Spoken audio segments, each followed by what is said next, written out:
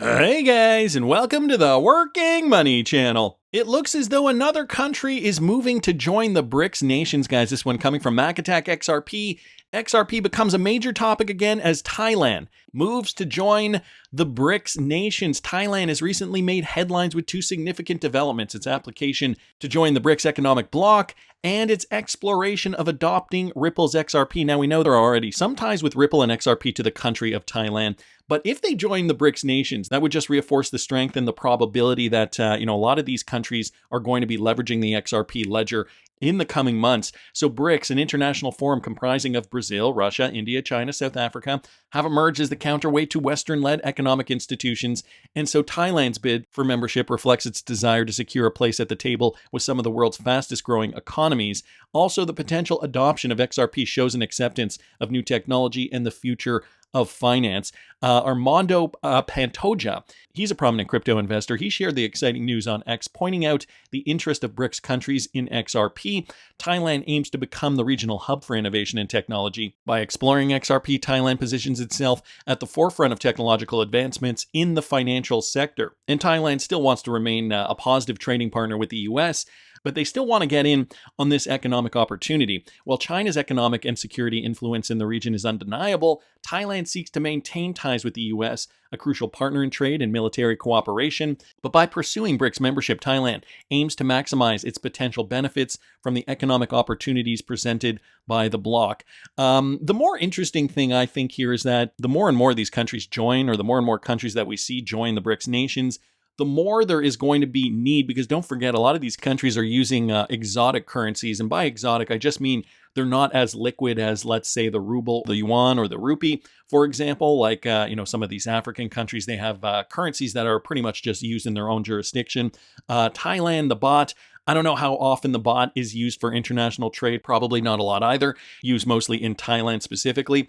So, the more countries that join, the more need there's going to be for XRP to begin with.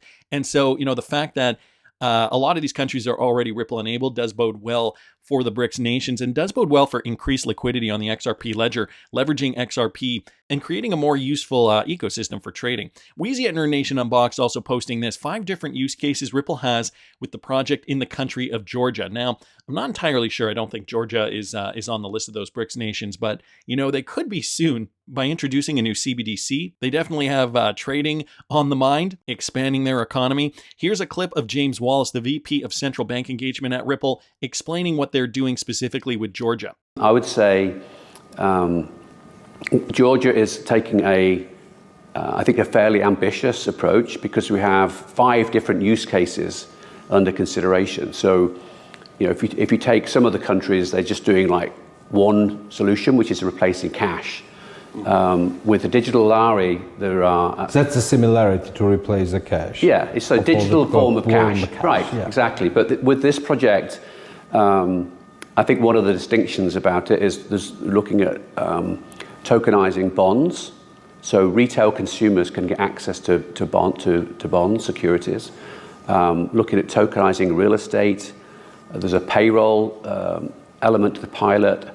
And then there's an offline element. So this is when you have your mobile phone, if you have no internet connection, you can still make purchases. So I would say each country is different, but the thing I like about the project here is it's quite a wide range of use cases. So that stuck out for James Wallace, the fact that Georgia is looking at many use cases, leveraging the XRP ledger for different purposes, not just for central bank digital currencies, but as you guys heard there, the offline currency payments. So you can still use the XRP ledger even if you don't have an internet connection, or maybe even if you don't have a smartphone. We've seen XRP transactions being transacted over old phones, old cellular telephones, using old networks, SMS without data connection. So, this is shaping up to be all very, very interesting. Wanted to thank Wheezy at Nerd Nation Unboxed just for posting that. And then there's mBridge, guys. Of course, back to the BRICS nations. Ian Binns here posting this. Okay, I haven't done this in a while because literally everything is covered, but BRICS using mBridge. Will it use XRP? He says apparently they will. mBridge, design approach and roadmap. Okay, the project is using an agile and iterative development approach combined with the modular bricks design that enables participating jurisdictions to contribute functionality, connectivity, and interoperability with existing and future systems. The ultimate goal is to achieve a minimum viable product and eventually production-ready system that can support the full process of international trade, settlement, and in due course, other potential use cases summarized on page 3, 4, and 5. So this is the iterative process, okay, implementing considerations, technology requirements, of course, minimum viability, legal framework, system requirements, legal governance, policy and regulation. That's kind of where we're in the middle of right now. And then participation models, further trials of business and use case. So they've already proposed it. They've already developed it, already evaluated it. And guys, now we're at the point where a lot of these countries are implementing it. International Trade Settlement Workstream. So that is what it is. The pilots started pretty much in 2021, moving into 2022. And now finally, by 2024, a lot of this is already being implemented, or at least at the end of the trial sessions. So use case summary: to further test, improve, and expand the functionality of the mBridge trial platform, a total of 22 private sector participants from our participating jurisdictions, so Hong Kong, SAR, People's Republic of China, Thailand, and the United Arab Emirates, have identified 15 potential business use cases. Now, we know Ripple's partnered with many of these banks, including Dubai Islamic Bank, DBS. Just to name off the top of my head, there are some murmurings that Goldman Sachs already has a connection to Ripple. HSBC, of course, Standard Chartered, one of the early VC funders of Ripple. UBS is also another Ripple partner. Societe Generale, also a Ripple partner. So we have we know that those connections do exist, and these partner countries do have confirmed Ripple partnerships, like Thailand, like the UAE, just to name a couple there. Hong Kong is currently working with Ripple to produce a CBDC, but also other use cases to be able to tokenize on the XRP ledger for real estate purposes is one example. China is still a bit of a mystery, as they tend to be. Nevertheless, guys, it is looking very, very positive for Ripple and XRP adoption. Now, Ian Binns also brings this up. Sheikh Mansour utilizes mBridge platform with Ripple's XRP for efficiency. So this was confirmed, guys. In the UAE, Sheikh Mansour utilizes mBridge platform with Ripple's XRP for efficiency. So this was posted 5 months ago. UAE and XRP make history with digital dirham and cross-border payments to China. So using it, leveraging it for trade in China specifically. In a groundbreaking move, the UAE achieves an historic milestone in digital finance with its inaugural cross-border payment using the digital dirham. Sheikh Mansour bin Zayed Al Nahyan, chairman of the central bank, conducted a transaction amounting to 500 million AED through the mBridge platform directly to China. So the UAE, well, I mean, Ripple does have an office in Dubai, so this does not surprise me in the least.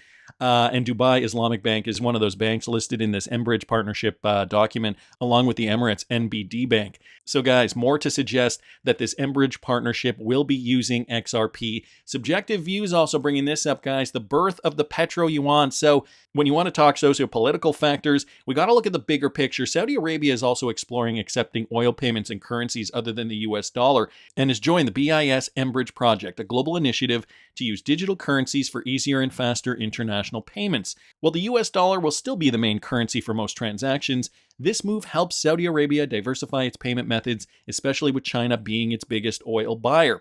So that's important to consider here. And, the mBridge solution is just going to help benefit a lot of these countries that do want to get off that dollar standard.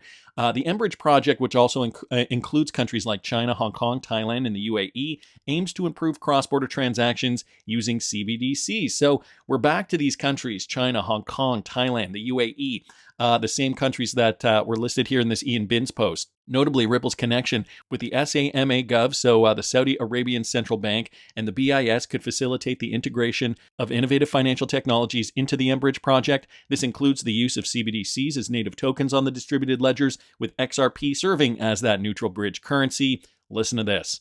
Rich Turin is the author of Cashless, China's Digital Currency Revolution. And he told me that more countries are likely to adopt central bank digital currencies because they make cross-border transactions easier. It's huge, and I will go as far as to say that this is the birth of what I will call the petro yuan, or like we have the petrodollar, we're now going to have the petro yuan from China. What you see here is a long-term plan that's going to be missed by many. And it's lots of little steps taking place very carefully. So you've got Saudi Arabia joining BRICS Plus this past September of 2023.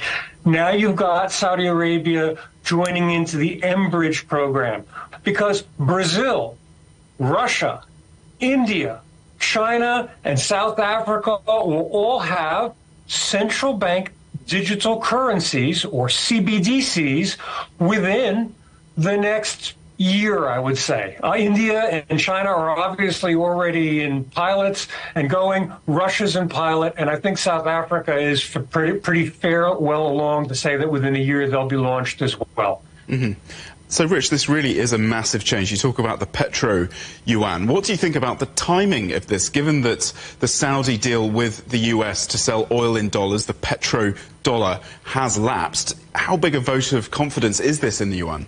I don't believe in coincidences. I think that this is a clear message from Saudi Arabia to the United States that we want to do business with the world. And I think it's a strong vote of confidence for doing business with China. And why not? China and Saudi Arabia are big trading partners. We've got China now working on a new natural gas pipeline, a major project worth $1 billion-something in Saudi.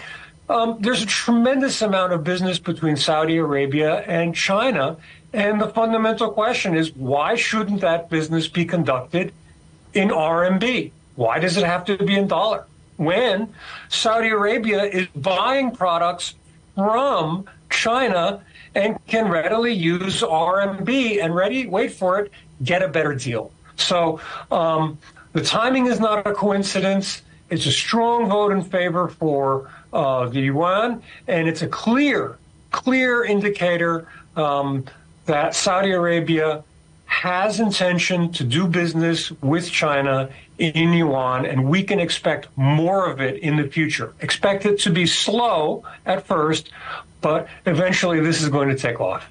So it's going to be slow coming out of the gate. However, it's happening, and, I don't think anybody is going to be able to stop it, even if they wanted to. So this is the face of finance. Bye-bye, US dollar. Hello, DLT technology, likely leveraging XRP through these mechanisms implied through these partnerships, guys, that we've already seen being formed. So mBridge leveraging XRP, probably, central bank digital currencies. I've heard people talk about, well, they don't need XRP because they've already, they're already going to be using CBDCs or whatever.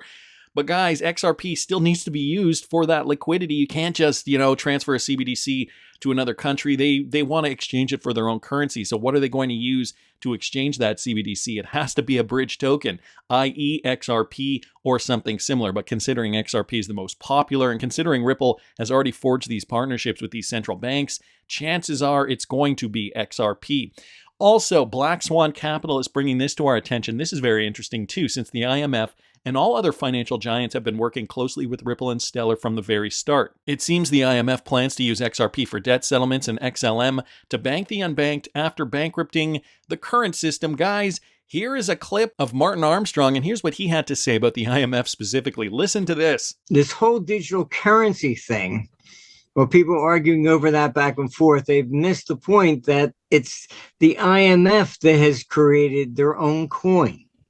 Mm-hmm. All right. Yeah. And they are pitching it to replace the dollar as a reserve currency so that every country will have their own digital currencies.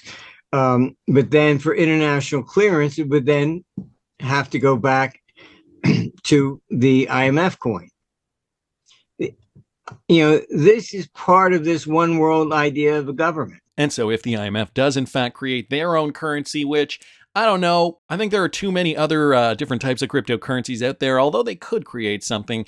Ripple was selected to serve on the IMF's high-level advisory group on fintech. Central banks and national infrastructures can engage with Ripple to innovate with proven building blocks in distributed ledger technology, preserve sovereign rights while transacting seamlessly with regional economies for global growth. This coming directly from the IMF's website. So there certainly is a connection between the IMF and Ripple. This was an article published by Anders about 5 years ago now, just outlining how the IMF, even early on, was connected to Ripple and XRP. This is when Christine Lagarde was the head of the IMF, and I think this has all been in the making for a very, very long time. I will link this in the description of the video for you if you want to read the full thing. I'm just going to read a little bit for you guys. The focus here was on the US dollar as the world's reserve currency and how that's something that is less optimal in this global financial system. Again, this was even before the beer flu. This was published in 2019. So, these ideas have been floating around for a while. The second message that was given throughout the panel discussion, so he's discussing this panel discussion up here, again, I'll link this in the description, is that there's a need for a more equal power structure between the major currencies. So the USD, the Euro, and the renminbi, the Chinese renminbi. These effectively would mean a reduction in the global role for USD.